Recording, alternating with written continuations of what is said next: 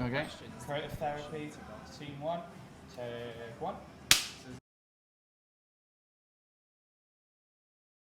When I started working with Fritz, and because of the fact he's schizophrenic, that wasn't the reason we got together. We got together because we were working on a film together.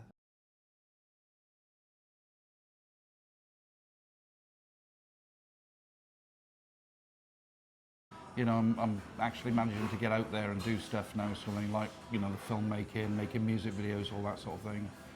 And even with some of the horror stuff and everything I do, it's this stuff that gets it out of my head, like, yeah. So, when it's out of the head, the demon's exorcised, move on to the next project, like, that. By coincidence, he mentioned the fact that he was a filmmaker. And then, when we did the film in relation to his condition and the use of creative therapy, it almost came about out by accident. And we were talking, and I said, well, we've actually got an ideal person in front of us who's actually part of this partnership, who we can actually film as being someone who's used creative therapy to sort of attend to his sort of issues. You know, I'm off meds, been off meds a good while now, so it's, you know, success in that way, like. I was a police officer for 30 years, and with about 24 years servicing, for no apparent reason, I started feeling as though I wasn't feeling well. Everybody has their own sort of normal. Nobody has the same type of normal. And then sometimes people tend to, when things start going wrong, they tend to ignore it. And for me, it culminated in the fact, because I was in what was considered to be like a macho occupation, being a police officer, I tended to ignore it, and it got worse and worse. And I ended up having a huge panic attack at home, and I couldn't walk, I couldn't talk, I started shouting at my wife and all that, and I didn't understand what was wrong.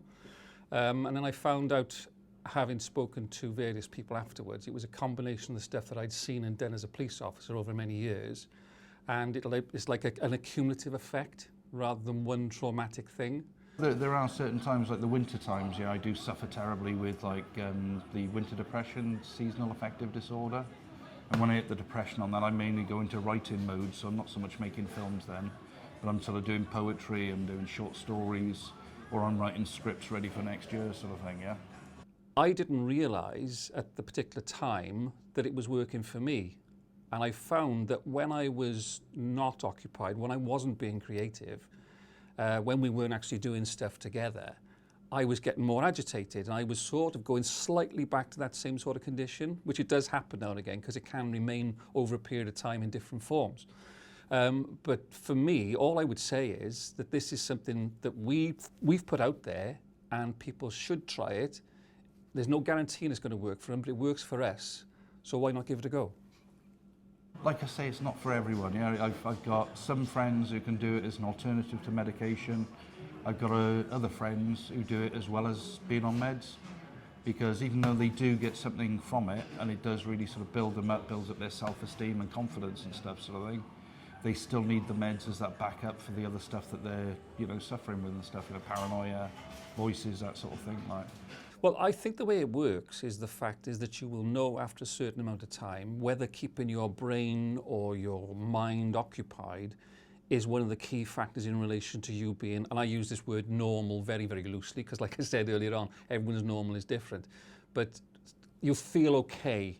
And some people will probably try it, like every other sort of therapy or drug or something like that. Some people will try it and they'll find it has no effect.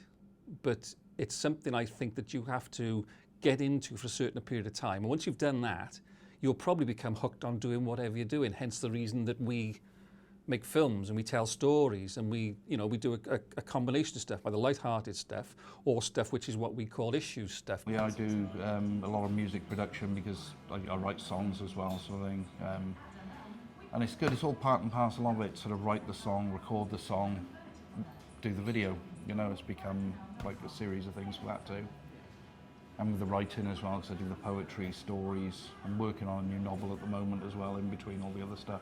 This is all about knowledge, and on the other hand, it's all about ignorance. People have perceptions. We made a film called This Is Who I Am, which was Fritz basically talking about being a schizophrenic. Nobody can criticise us for jumping on any bandwagons, because that's his condition, that's his life that he's talking about. And the reason we did that was to get rid of those preconceptions, that stigma about mental health. One of the things we do with FritzStreets Films is to sort of get the message out, so to speak, everyone can tell their own stories, because we tend to generally do exclusively with iPads and iPhones for recording and stuff like, just to show that, you know, making films is accessible to everyone. So, you know, basically get out there and tell your own stories. What we have to do is make sure that people like you and people like us keep getting that message out there and show people that it's not as it would appear on occasions. So realistically, you've got to sort of keep the faith, yeah, onwards and upwards, isn't it? You've just got to keep getting out there and letting people know the facts about it. And I think over a period of time, it has got better actually. Over a period of time, it will improve.